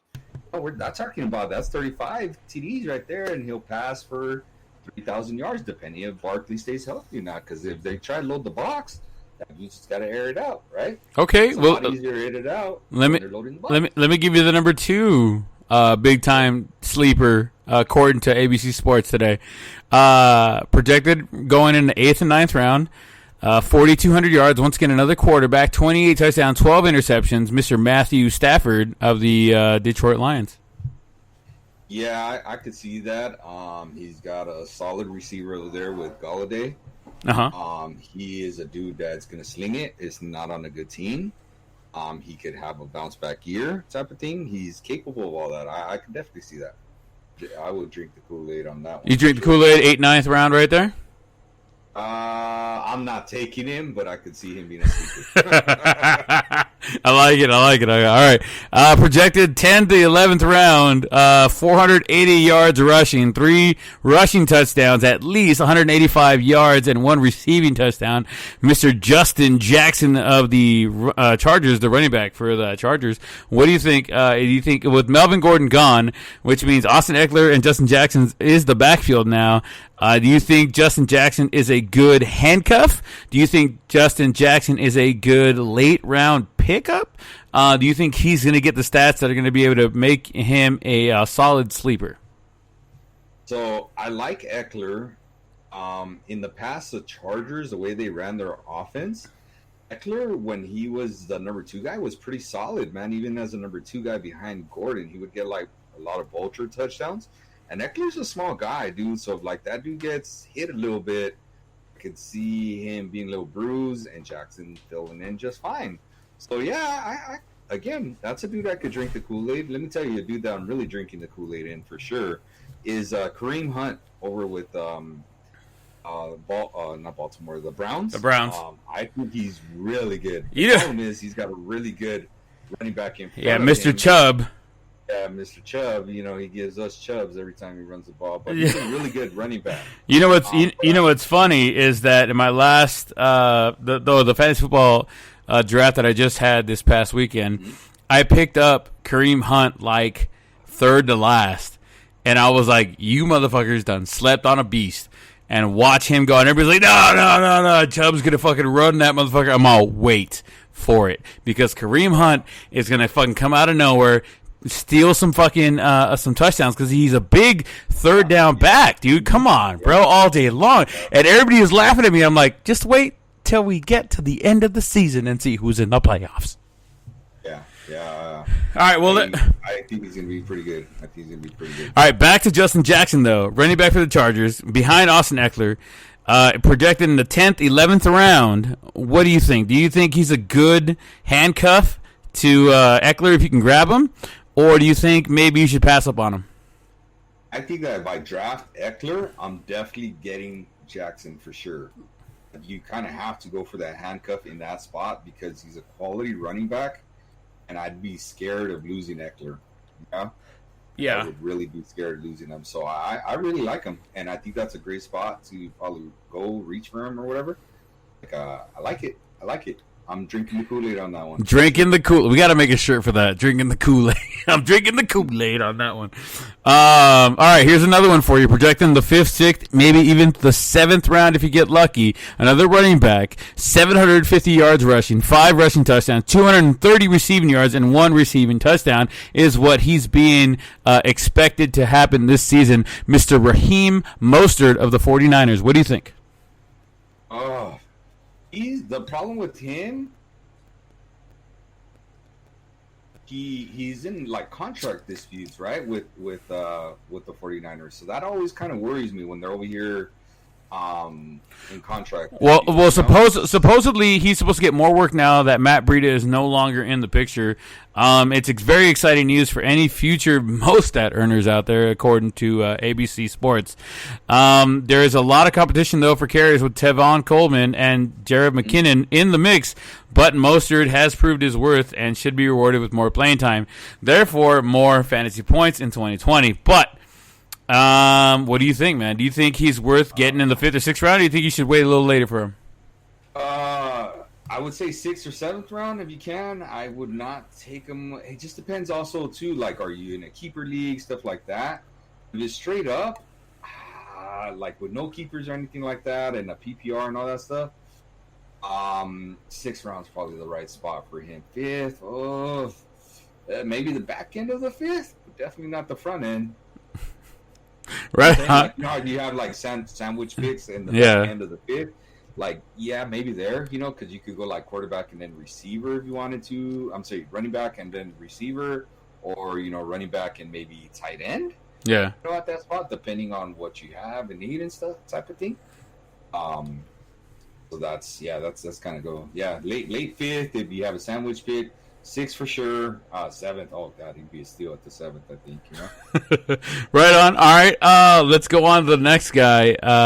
Projected in the 10th to 11th round. Projected stats as a wide receiver: 550 receiving yards and 5 touchdowns over the season.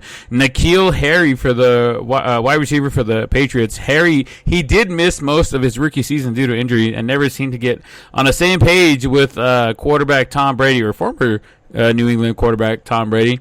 Perhaps now that Brady's gone, Harry and the new Pats quarterback Cam Newton can build a rapport that will warrant New England's first-round selection of the Arizona State product. What do you think here, man? I know it's basically an untested rookie coming into his second season after an injury. What do you think, man? 10th, 11th round, do you think he's worth even looking at? Oh, I picked him up off the waivers on a 12-man PPR league. So I would say I would not draft him, but if you have like a late round pick and you don't know who to pick, he's a dude that I would definitely take a flyer on. Problem is, Edelman's always it's a dink and dunk offense, right? Right. Well, wait a minute. No, but it was a dink and dunk offense because that's what Tom Brady was. Now that you have Cam Newton, is it still going to be a dink and dime offense? Who knows? Let's see what his shoulder is, because he had shoulder issues, right? Like, who knows? And Cam Newton's not a dude that necessarily aired the ball down the field, dude. He runs a lot. You know what I'm saying? Yeah. He runs, and if he's healthy for running, that's really where his strength's at. Is he really going to be a good quarterback to sit back in the pocket and just air it out? Probably not. In my opinion, that's not what his strengths are. That's never been what his strengths are. So, I don't know, man, because this guy, he's going to be either a second or third option. They still have Sanu over there, who they traded for last year to get him. You know what I'm saying? Yeah. So, I mean, damn, dude, like Sanu and Edelman and then this dude, Harry. Harry's a younger one, so I always like going with the young guy as opposed to the veteran, because the young guys are more likely to break out. And if Cameron really does feel like he has something to prove and he starts getting a little pass happy, I can't think of a better word, but he is going to air it out to that dude. You're not going to air it out to Edelman. And Sanu, same thing. Sanu's always been a dude that you don't like throw it downfield to, Yeah. So, yeah, I'd take him like with my second to last pick. Second to last pick or a free agent pickup? Yeah, for sure, because you take your last pick, you should usually be your kicker. All right.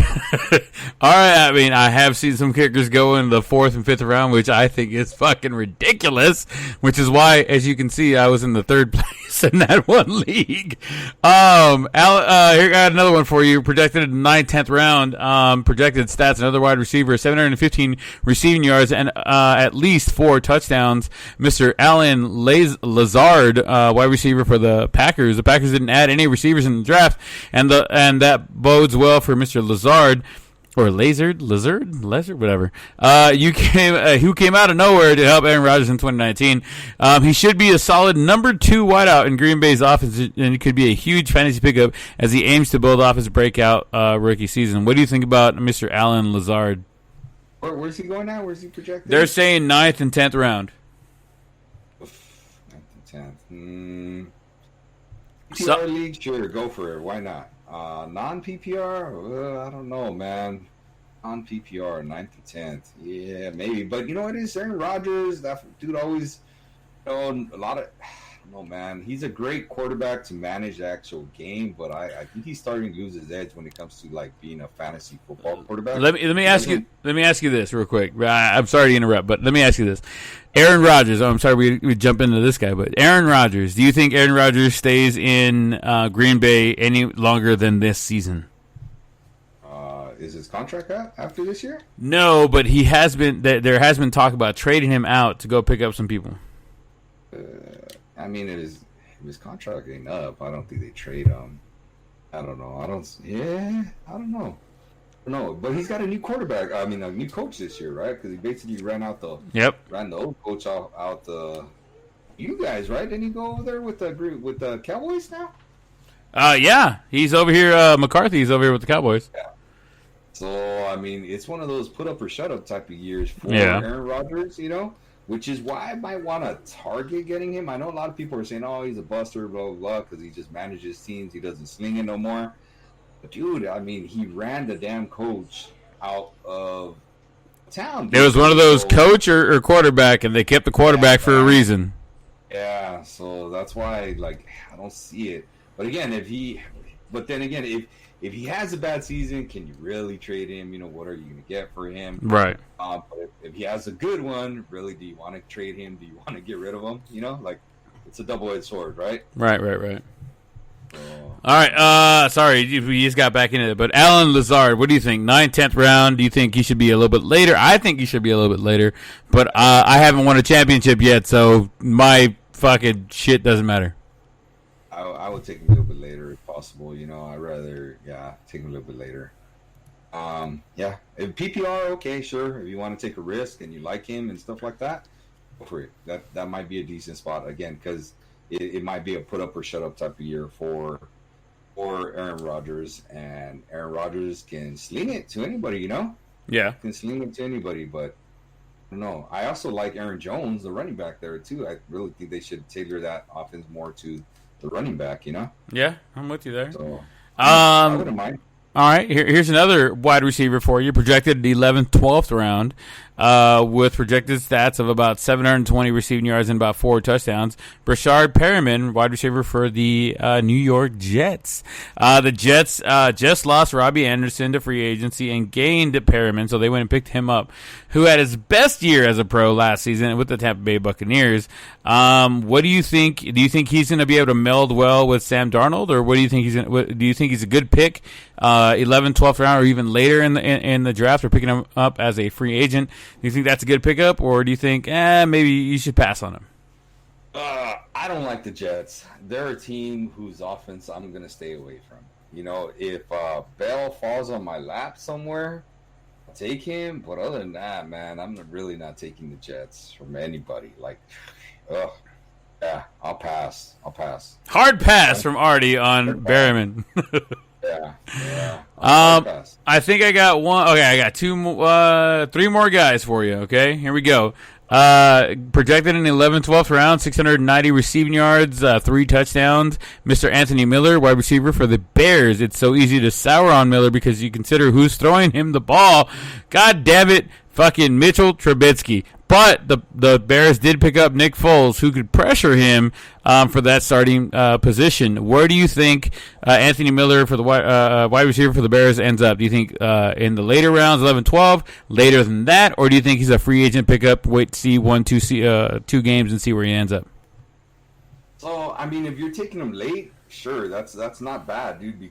But their number one receiver is the dude that came over from Jacksonville right now. I'm trying to blank on his name right now. Came over from Jacksonville the year before, and he had another really good year last year. So I love that Foles is there to really test him. All right, you better get on it. So and Trubisky, he has that kind of talent. Like that dude could play. He can play when he's on it. So I mean, to take him later, I'll take a risk on that one. Sure, why not? Right, taking him later than the 10th round, or what do you think? Yeah, I'm taking him later in 10 for sure. 11? How many rounds? 11, 12? What are you thinking? How many rounds are we talking about? 15 rounders? Let's call 15. 15, yeah. The 12, 13 sounds about right. 12, Okay. 13. Pick him up on the free agency, definitely? Or is it a definite free agent pickup? Yeah, for sure. But I don't know if he's there on the free agency. Someone's going to take a risk on him. Because he's low risk, high reward, you know? Yeah, I got you there. In my opinion. All right, first one of the evening, the tight end, projected 9th, 10th round out of a standard 15. Projected stats, 615 receiving yards, 5 touchdowns. TJ Hawkinson, tight end for the Detroit Lions. Hawkinson's rookie season started off strong but turned into disappointment, partly due to an ankle injury suffered on Thanksgiving against the Cowboys. The Detroit Lion quarterback Matthew Stafford's back injury didn't help the fact that when he came back, but he is primed for a huge sophomore campaign. What do you think his adaptability is? People have what do they call it? Compared him to expatriate Rob Gronkowski. If you can snag, if you can't get, they're saying an elite tight end, Travis Kelce, Zach Ertz, George Kittle, then Hawkinson should be a solid contention. What do you think? Round 9, 10, later, earlier? Fucking don't even touch him. What do you think? Oh, he's a steal, man. He's a breakout candidate for sure. I really like him. Those are great rounds to get him in. Yeah, bro, jump on him. Jump on him if you get him in the 9th, 10th round. Around there, yeah, for sure. Right on. All over it. I'm buying. Drinking the Kool-Aid on that one. Drinking the Kool-Aid. Drinking the Kool-Aid on that one. All right. I got another one for you, and I actually picked up this guy in the 9th round, which they're projecting 7th, 8th round. Projected stats, 700 receiving yards, 5 touchdowns. Mr. Noah Fent, tight end for the Broncos. Like Hawkinson, Fent, another former Iowa tight end, had high expectations his rookie season, but didn't quite live up to them. He did, however, begin to show flashes of brilliance towards the end of the year. Fant saw the second most targets from a Denver Broncos player a year ago when he was a tight end 14 in a PPR league. Now, with a promising quarterback in Drew Luck and what looks like to be an improved offense altogether, he has a chance to leap forward in year 2. What do you think about Noah Fant? So I like him. They got rid of a lot of receivers over there. I think he's good. They're saying in the 7th round, though? Is that what they said? They said 7th to 8th round. I picked him up in the 9th round because nobody knew who the hell he was. That's a good spot. That's a great spot to take him. So I'm drinking the Kool-Aid later where you got him at, because I'll drink the Kool-Aid in the later spots where you got him. I'm not gonna take him. I'm not drinking it early like that. He's another breakout guy though. If I had to choose between those two dudes, I'm gonna take the dude from the Lions more because he's just got more of experience quarterback throwing to him. You know what I'm saying? Right on. All right. I'll drink the Kool-Aid though. I'll sip the Kool-Aid on that one. How about that? I'll sip the Kool-Aid. You sip it on the Kool-Aid. Sipping on some slizzard. I'm gonna give you one more before we get out of here, dude. I'm gonna go ahead and read off the first team I drafted, and I want your honest opinion. And we'll see where it goes from there, guys. Okay. At the quarterback position, I got both Kyler Murray and Gardner Minshew. I'm not gonna tell you when I drafted everybody now. I'm just gonna tell you these are the players that I got. So at the quarterback position, I got Kyler Murray, Gardner Minshew. At the running back position, I got Derrick Henry, David Montgomery. I also got Kareem Hunt and Latavius Murray. I have Tyreek Hill, DK Metcalf. And let me look down here real quick. A.J. Brown, and I picked up, and I'm going to say this only because I picked him up in the last fucking round, C.D. Lamb, but I also picked up Sammy Watkins. Tight end, I did pick up Noah Fant. I don't have a backup for him just yet. I'm sure I'll pick somebody up for him. And I also, I forgot to mention Will Fuller. I also have him as a backup wide receiver. With the kicker, I picked up Dan Bailey, kicker for the Minnesota Vikings, and I did pick up one other hometown favorite, the Dallas defense, because I think they're going to go pick up Mr. We just talked about him. I just lost his name right now. Edwards? No. Earl? Earl Thomas. I think they're going to pick up Earl Thomas, solidify that defense, and I think they're going to be a force to be reckoned with, man. What do you think about the team right now? So I like your team. It's not bad. A couple of dudes are. I wouldn't want on my team. Minshew, fucking no thanks. I'll pass. He's the backup quarterback. Yeah. High risk, high reward there. Low risk, low reward. If you ask me, you're not. Yeah, I don't think he's very good. Okay. Not impressed with him. So, CeeDee Lamb, same thing. Why would you want a number 3 receiver? He was the last person I picked up. What's that got to do with it? Why do you want a number 3 receiver on a run first team? We'll see how it goes. He's supposed to be the next guy. You know what I hear? I hear a Cowboy fan talking.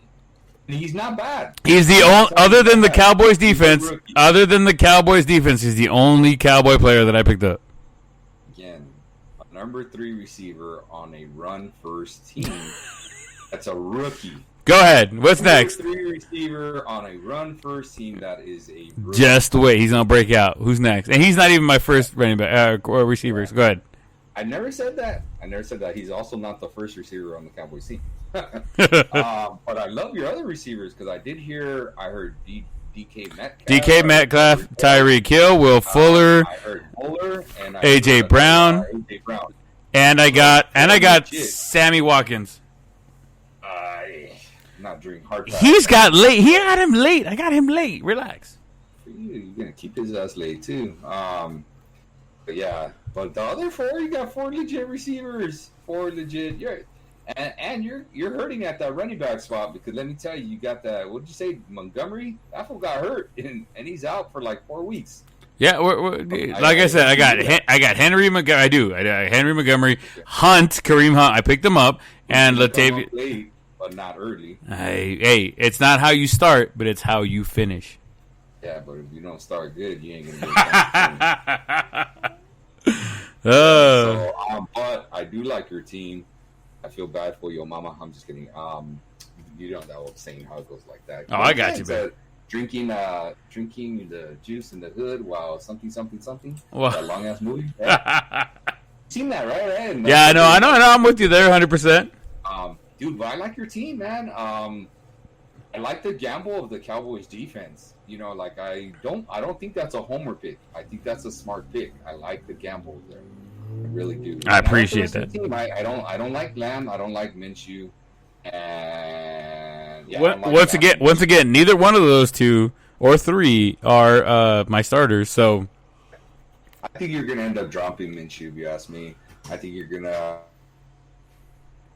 whatever reason, the whole year because he's gonna have one game that maybe teases you early in the season. Then you're gonna start him the next game and he's not gonna do anything, and then you're like, damn it, you know. But he could do this. So, I'm with you there, dude. I'm with you there. But because he's going to have one of those games, dude, where, my prediction, he's going to have a game where he has 100 yards receiving and 2 TDs. Okay, it's not going to be like a ton of receptions, but he's going to have those numbers, 100 yards receiving, 2 TDs, and everybody's going to salivate over him, and they're going to start him the next week, and he does nothing. Well, I know that's going to be the week after that I trade him to somebody for something. So he's my biggest trade piece ever. Yeah, I hope there's another Cowboys fan in the league. Oh, there you go. All right, man. We're coming towards the end of the night. I know we have a draft coming up in about a week or 2. I don't know. The Plátano has not said exactly what day we're doing it just yet, but I know it's on Saturday. Saturday at 7, I believe. Did he verify that faux show? I don't know. Did he confirm or verify? He has not confirmed. I know that he said that's the day he's looking for, but he has not confirmed. We're going to have to figure that out this week. But anywho, is there anything else you want to mention before we get out of here, Artie? Nah, man, it's good times. I hope the NFL gets going and learns from the lessons of the NBA and Major League Baseball. I hope we get to see some good playoff baseball and they do the bubble. That'd be the smartest thing to do, type of thing. And that's it. That's all I can think of. All right, man. Fucking A, dude. This time next week, well, actually, we'll try and get it done on Friday. Sorry, guys, we jumped on a Saturday. We just had so many things going on, and it was Leo's birthday, so we go ahead and postpone it a little bit. But hopefully Friday we'll have one more quick NFL drafts, maybe some more sleepers and some more things that you should be thinking about before you get into your drafts, because they are coming soon. Brought to you by your boys here at the Blown Save Podcast and the champion, Mr. Artie Casas. Don't listen to me, because I ain't got shit. But always a bridesmaid, never a bride. But other than that, Artie, let me get that famous Mr. Casas goodbye. Yeah, I'm back at work, so folks, we want to get the kids back in the actual classroom. So please wash your hands and wear your mask and be safe out there. Catch you guys next week. All right, absolutely, guys. Thank you guys so much again for joining us. I just want to say, don't forget, we are on Twitter and we are on Instagram. On Twitter at the blown_save, on Instagram at the blown save.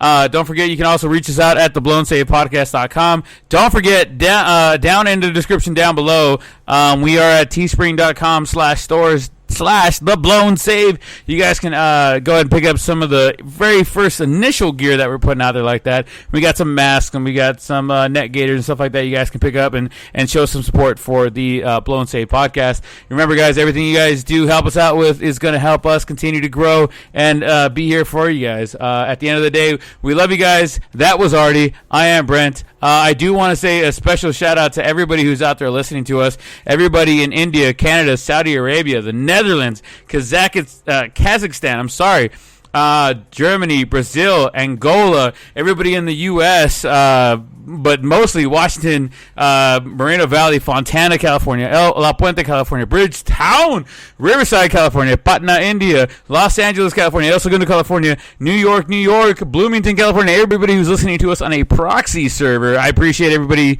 loving us and hanging out with us. Make sure you guys like, follow, subscribe, do all that fun jazz. We'll catch you guys next week, guys. Everybody have a great, safe weekend. Have a good one, guys.